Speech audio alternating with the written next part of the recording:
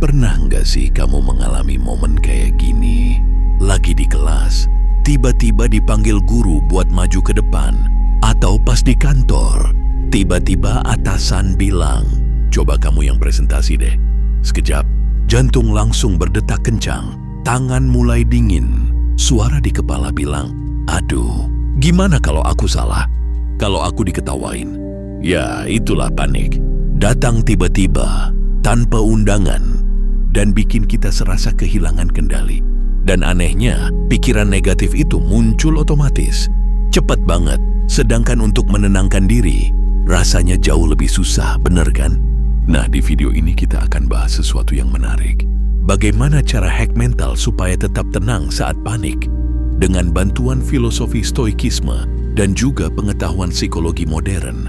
Bukan sekadar teori, tapi juga ada teknik-teknik praktis yang bisa kamu coba langsung nanti.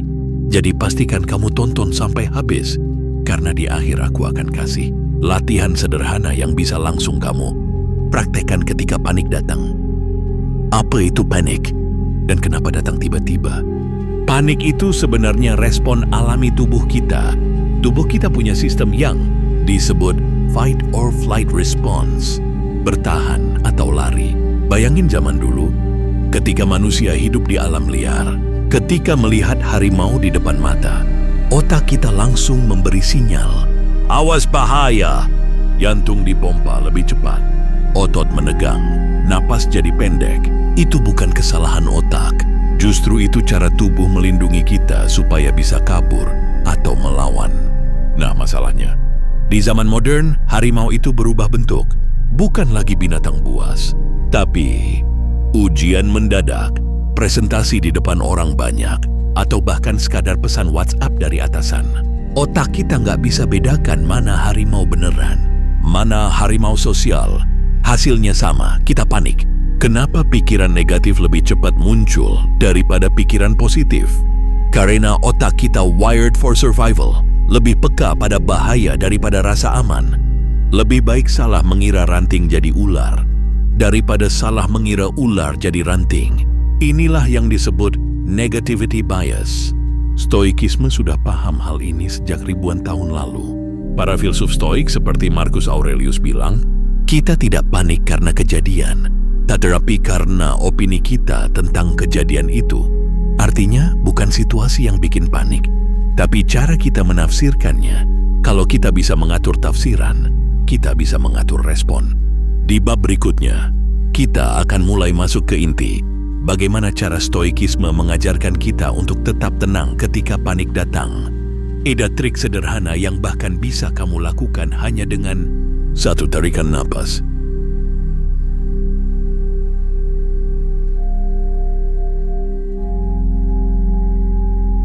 Prinsip stoikisme untuk tenang saat panik. Stoikisme punya satu prinsip emas yang bisa langsung mengubah cara kita melihat panik. Prinsip itu adalah bedakan antara hal yang bisa kita kendalikan dan hal yang tidak bisa kita kendalikan. Ketika panik datang, biasanya kita sibuk memikirkan, bagaimana kalau aku salah? Bagaimana kalau orang menertawakan aku? Bagaimana kalau aku gagal? Padahal semua itu di luar kendali kita. Kita nggak bisa mengatur reaksi orang. Kita nggak bisa menjamin hasil 100%. Yang bisa kita kendalikan hanyalah pikiran, ucapan, dan tindakan kita sendiri.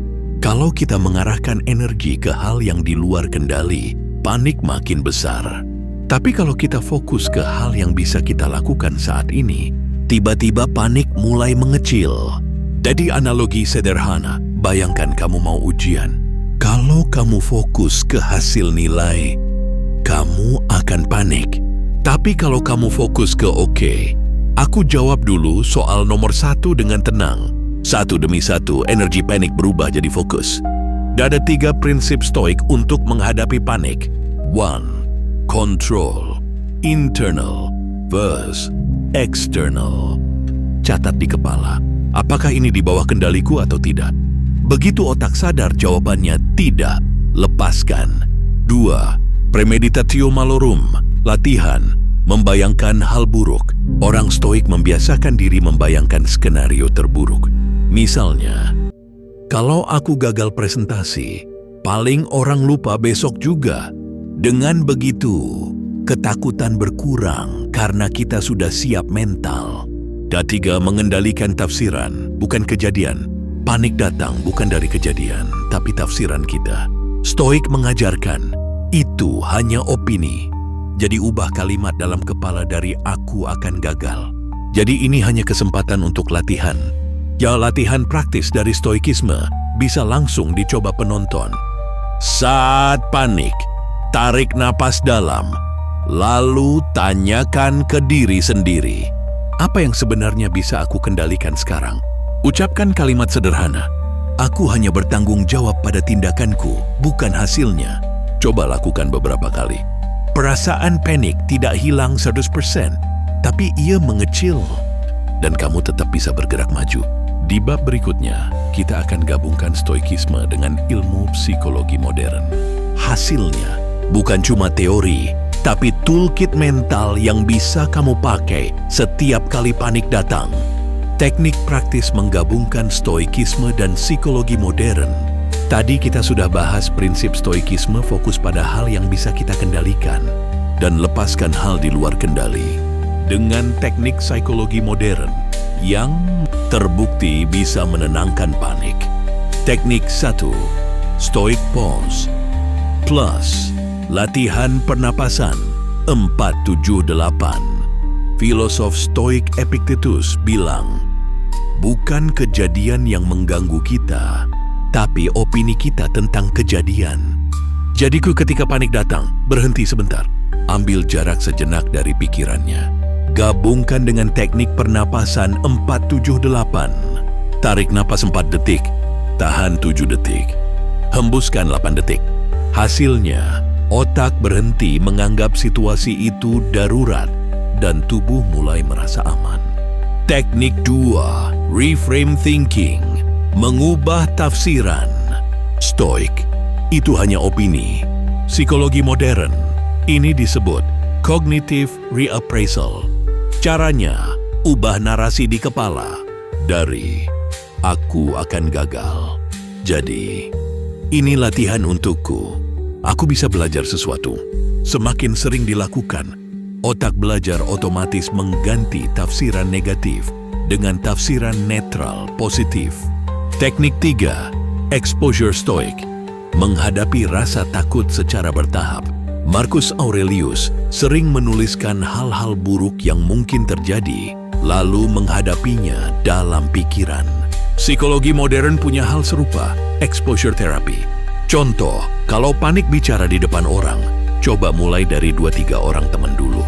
Setiap kali kita melakukannya, sinyal panik di otak berkurang. Teknik 4, jurnal stoik modern. Filsuf stoik menulis meditation setiap hari. Psikologi modern menyebut ini journaling, menuliskan pikiran negatif supaya kita bisa melihatnya lebih objektif. Ketika panik, coba tulis. 1. Apa yang terjadi? 2. Apa tafsiran saya? 3. Apakah tafsiran ini fakta atau hanya opini? Dengan menulis, pikiran jadi lebih tenang dan terstruktur. Teknik Lishi, menggunakan mantra stoik. Stoik sering mengulang kalimat sederhana untuk menguatkan mental. Misalnya, aku mengendalikan pikiranku, bukan dunia. Yang datang padaku bukan bencana, tapi ujian untuk tumbuh. Psikologi modern menyebutnya afirmasi positif. Ulangi dalam hati saat panik. Otak mendapat sinyal baru bahwa kita masih punya kendali. Nah, kalau digabung, kita punya toolkit lengkap. 1. Pause pernapasan. 2. Reframe tafsiran.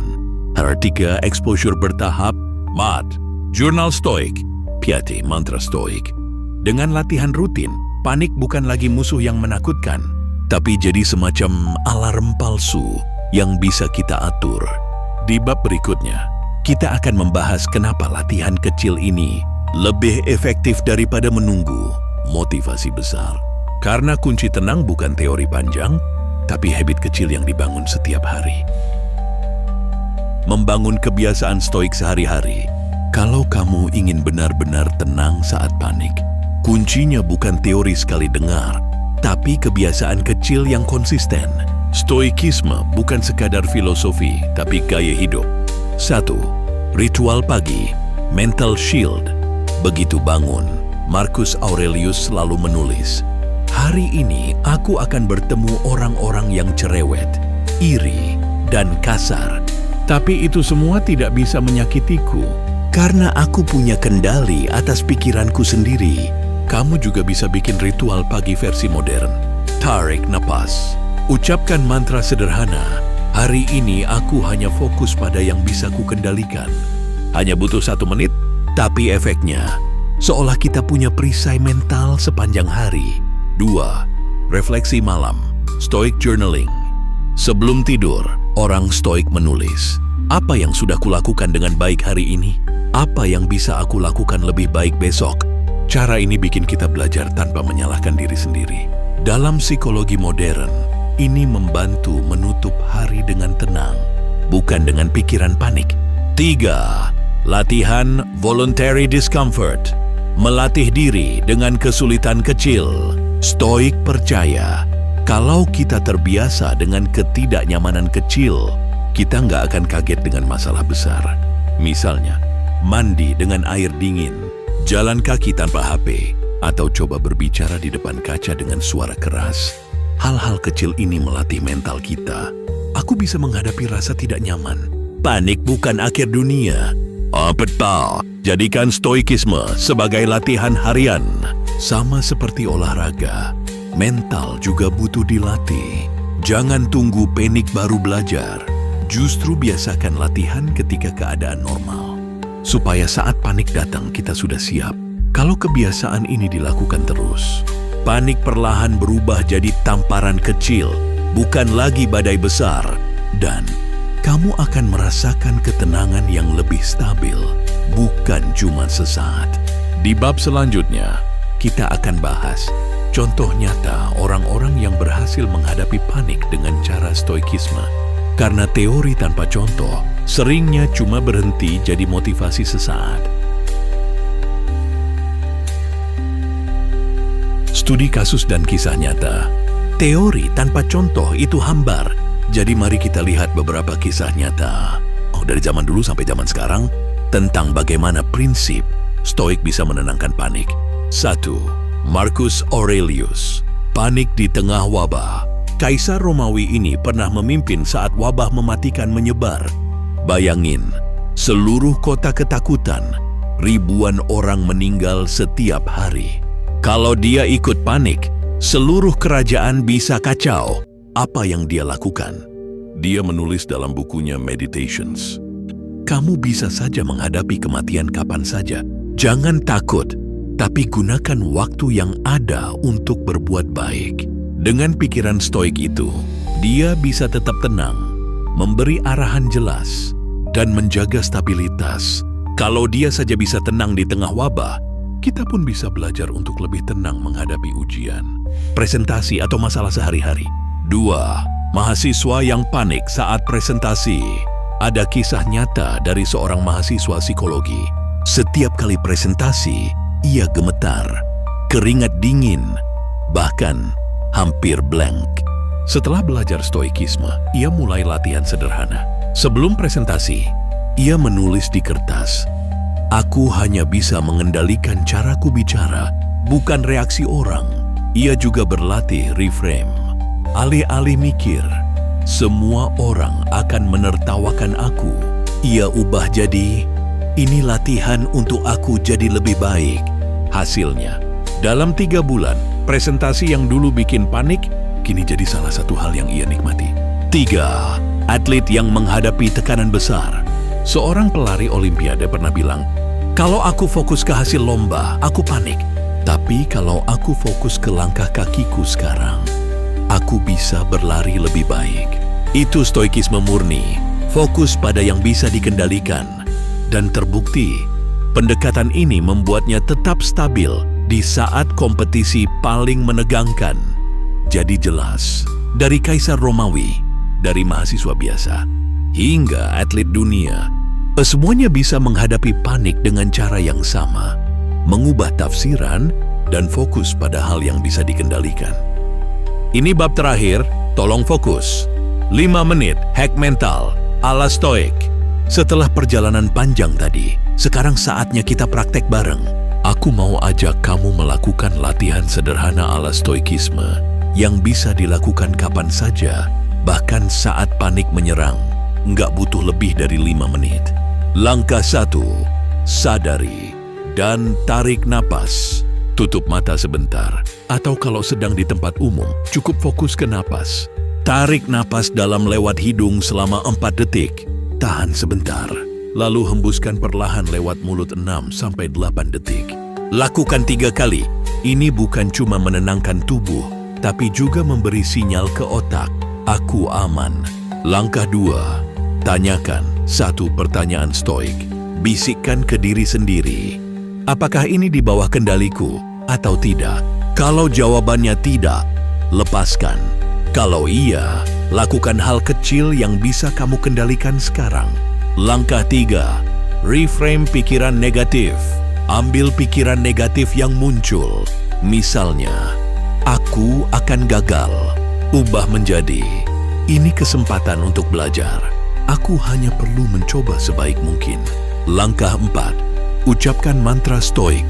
Katakan dalam hati, aku mengendalikan pikiranku, bukan dunia. Apa yang terjadi padaku bukan bencana, tapi latihan untuk tumbuh. Ulangi 2-3 kali, perlahan. Langkah 5, refleksi mini.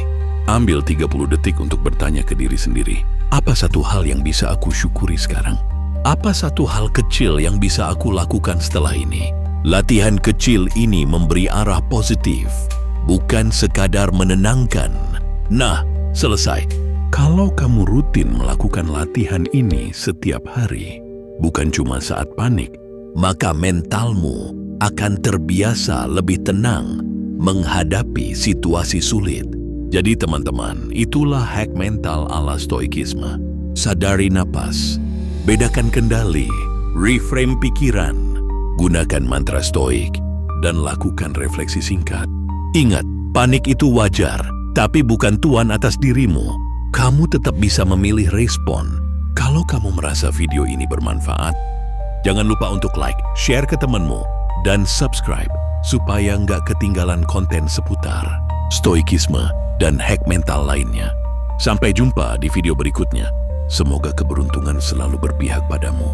Tetap tenang, tetap waras, dan tetap jadi manusia yang kuat.